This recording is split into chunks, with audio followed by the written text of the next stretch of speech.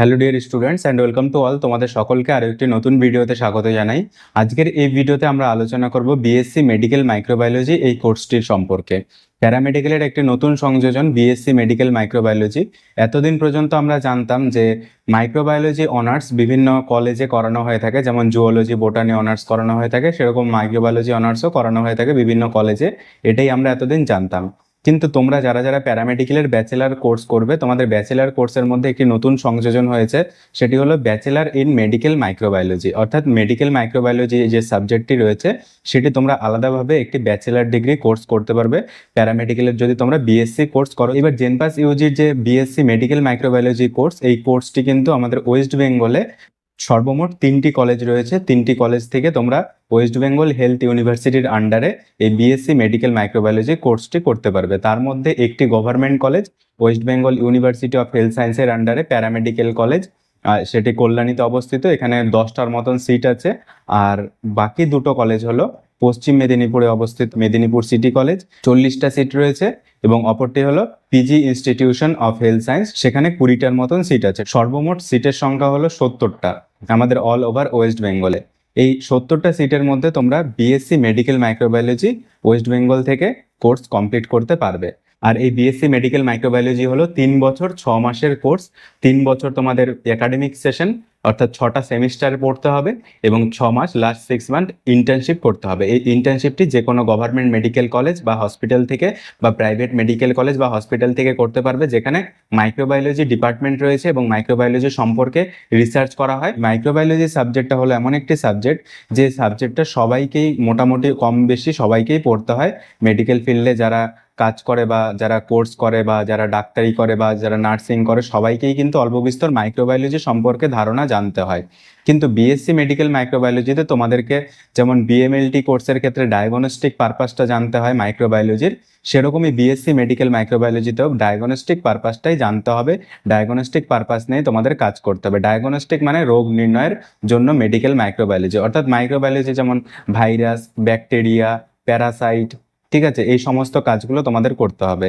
এবার সেখানে কি কি পড়তে হবে? ব্যাকটেরিওলজি পড়তে হবে, ব্যাকটেরিয়া নিয়ে পড়াশোনা করতে হবে। মেডিকেলি যে ব্যাকটেরিয়াগুলো, প্যারাসাইটগুলো আমাদের ক্ষতি করে শরীরে, সেই ব্যাকটেরিয়া ভাইরাসগুলো সম্পর্কে আমাদের জানতে হবে। কারণ সব ব্যাকটেরিয়া ভাইরাসই তো আর ক্ষতি করে না, তার মধ্যে অনেক ব্যাকটেরিয়া আছে যা আমাদের শরীরের জন্য ভালো। তো এবার রোগ নির্ণয়ের জন্য যেসব ভাইরাস, ব্যাকটেরিয়া সম্পর্কে আমাদের জানা দরকার, যে যারা বিএমএলটি বা ডিএমএলটি কোর্স করে তারা জানে যে ডিএমএলটি বা বিএমএলটি কোর্সের মধ্যে একটি সাবজেক্ট রয়েছে মেডিকেল মাইক্রোবায়োলজি।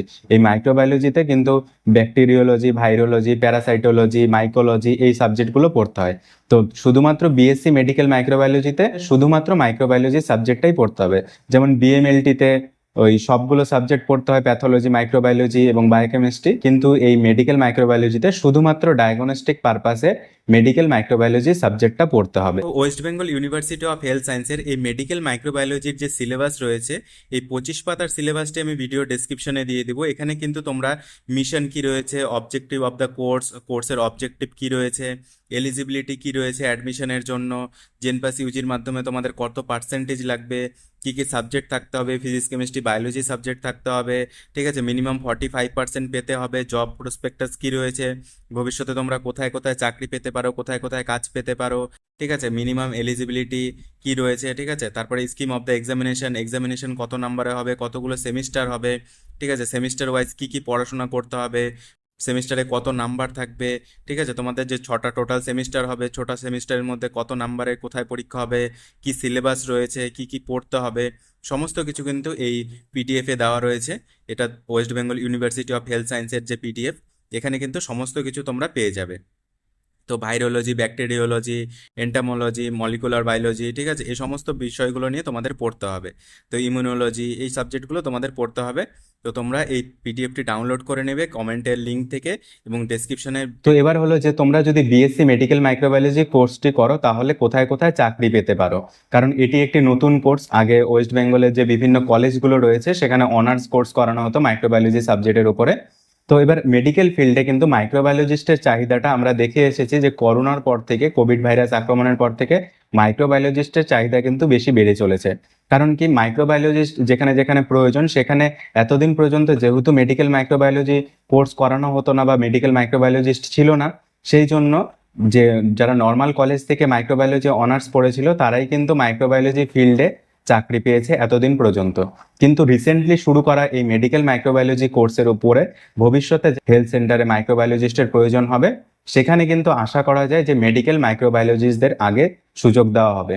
এতদিন আমরা দেখে এসেছি যে মাইক্রোবায়োলজি ডিপার্টমেন্টে, অর্থাৎ যে সমস্ত মেডিকেল কলেজগুলোতে মাইক্রোবায়োলজি ডিপার্টমেন্ট রয়েছে, সেখানে মাইক্রোবায়োলজির উপরে অনেক কিছু রিসার্চ রয়েছে, অনেক কিছু ডিপার্টমেন্ট রয়েছে, ভিআরডিএল ডিপার্টমেন্ট রয়েছে, এছাড়াও অনেক ডিস্ট্রিক্ট মাইক্রোবায়োলজিস্ট রয়েছে। তো আশা করা যায় যে মেডিকেল মাইক্রোবায়োলজিস্টের যে পরবর্তী রিক্রুটমেন্টগুলো হবে, যে পরবর্তী ডিস্ট্রিক্ট মাইক্রোবায়োলজিস্ট বা ভিআরডিএল মাইক্রোবায়োলজিস্ট বা আইসিএমআর এর যে মাইক্রোবায়োলজিস্টের যে রিক্রুটমেন্টগুলো হবে, সেখানে কিন্তু মেডিকেল মাইক্রোবায়োলজিস্টকে, যারা মেডিকেল মাইক্রোবায়োলজি কোর্স করে রেখেছো তোমরা, যারা করবে তাদেরকে কিন্তু বেশি প্রায়োরিটি দেওয়া হবে, এটা আশা করা যায়।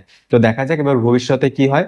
তোমাদের যদি মেডিকেল মাইক্রোবায়োলজি কোর্সটাতে ইন্টারেস্ট থাকে, তোমরা যদি মাইক্রোবায়োলজি নিয়ে সাবজেক্টটাকে নিয়ে পড়তে চাও, এগোতে চাও, তাহলে কিন্তু তোমরা মেডিকেল মাইক্রোবায়োলজি সাবজেক্টটাকে তোমাদের কেরিয়ার হিসেবে চুজ করতে পারো। কারণ এই মেডিকেল ফিল্ড ছাড়াও কিন্তু প্রচুর বাইরে এই মেডিকেল মাইক্রোবায়োলজির চাহিদা রয়েছে, যেমন ফার্মা ইন্ডাস্ট্রি বলো, ফুড সেফটি অফিসার বলো, যেখানে মাইক্রোবায়োলজিস্টের চাহিদা কিন্তু বেশি রয়েছে। তো আশা করি তোমাদের ভিডিওটি দেখে কিছুটা হলেও তোমরা বুঝতে পেরেছো। এর বাইরেও যদি কিছু জানার থাকে তাহলে অবশ্যই কমেন্টে জানিও। ডিটেলসে আমরা আরো পরবর্তী ভিডিওতে আলোচনা করব। আজকের মতন এতটুকুই।